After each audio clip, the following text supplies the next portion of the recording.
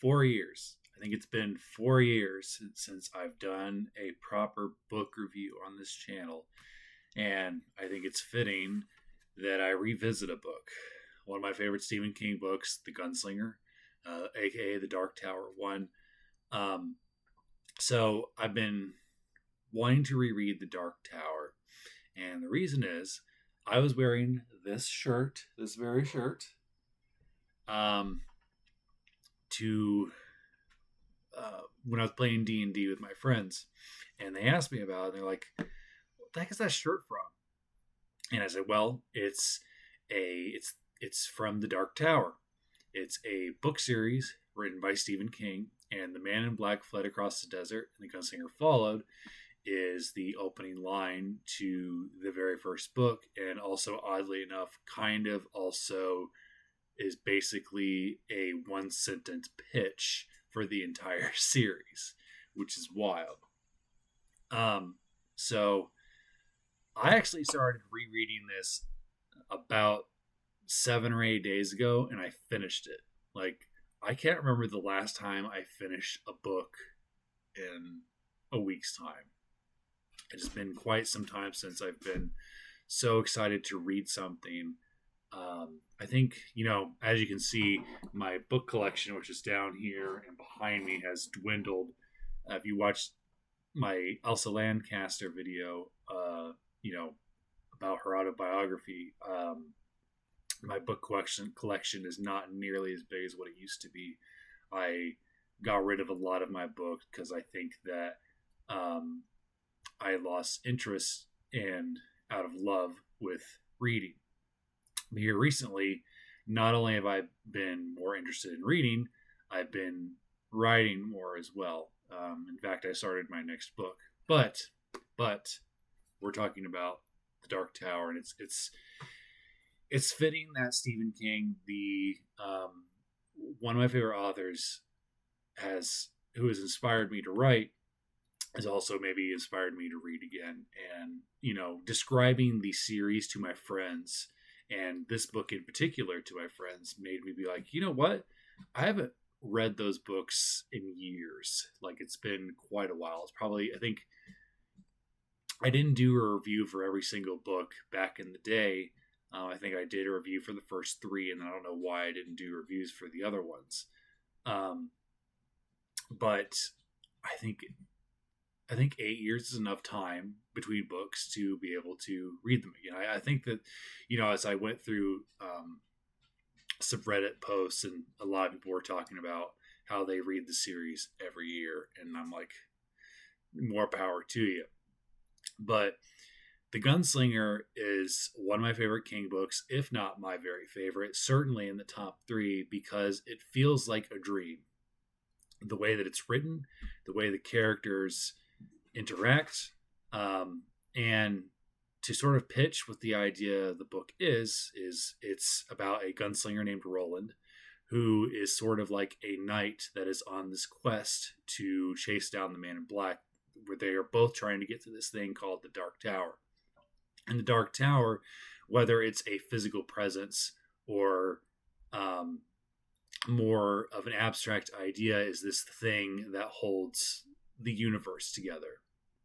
So obviously you have a good guy and a bad guy, your protagonist and antagonist, both wanting to get to this tower for various reasons. And this book sort of sets that up, and this is more of a introduction to Roland himself and the Man in Black to some extent. There's, of course, a third character that I would consider to be one of the main characters, Jake Chambers, who shows up about halfway through this book, but I think is also a catalyst for what you can expect from Roland throughout the series.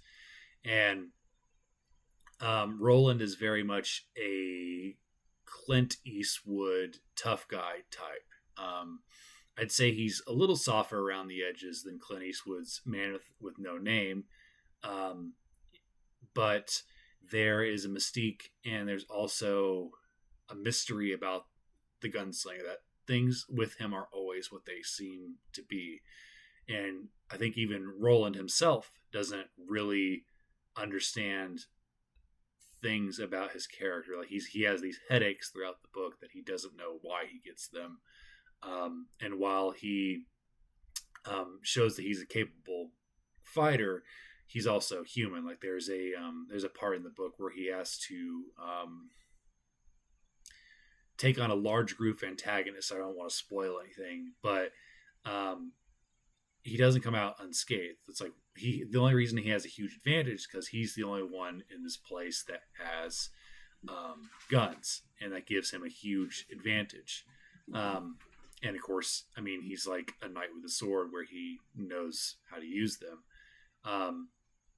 But I think that the Gunslinger is an amazing start to the series, and it's a shame that when I pitch this book to people, I kind of have to be like, well, it's only 300 pages. I think a lot of people are intimidated by King's work as far as length, because I think when you think Stephen King books, they're typically about 500 to 700 pages, and then there's books like It and The Stand that can go well over 1,000.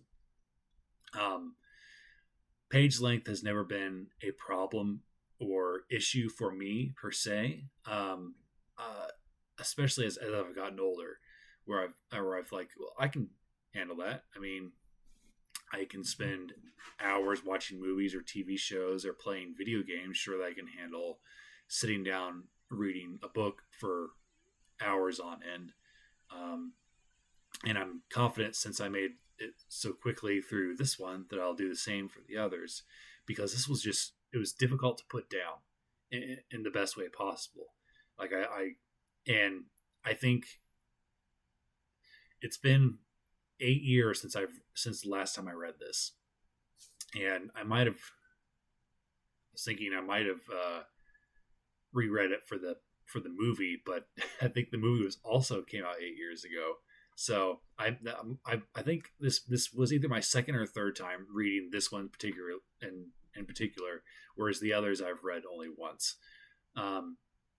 So it was fun rereading this and like starting to slowly recall events. I remember the book pretty well. Like I would be reading one page and then be like, okay, I remember X, Y, and Z happening in the next couple pages, and then also the breadcrumbs for what happens in the future part of the series. And like I got chills because I was like, oh, King is like setting up some stuff, and which is interesting because I know that he doesn't necessarily write with outlines, that all of his ideas are up here. But I wonder with the Dark Tower series, maybe if it worked a little bit differently, where he had more in mind beforehand. I know that this version in particular is a revised version, where he changed some things and maybe made it a little bit more, because I think in his mind the Gunslinger was the odd man out with the other books in the series, and so I remember my mom's copy had like the blue background with the outline of the tower. But I know with this one in particular, he maybe revised a couple things to make it fit with the other books. So I'd be curious to track down the original version. But I think that if you've never read Stephen King, or if you've stayed away from his books because of the horror aspects, I think that this has enough of other genres.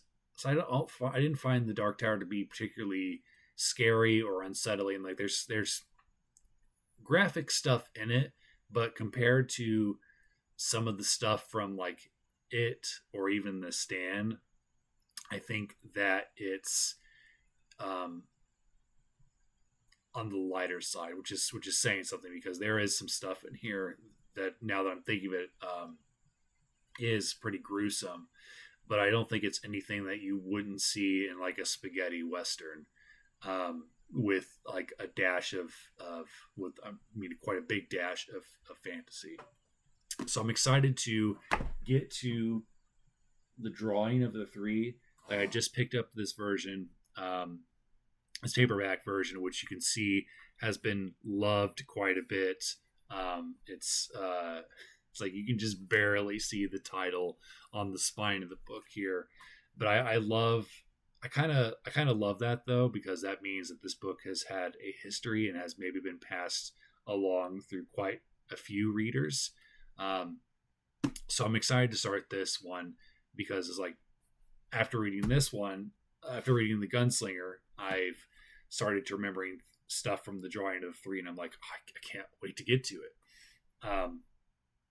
So I just wanted to talk about it, and no promises as far as like getting super into doing book vlogs again in this manner.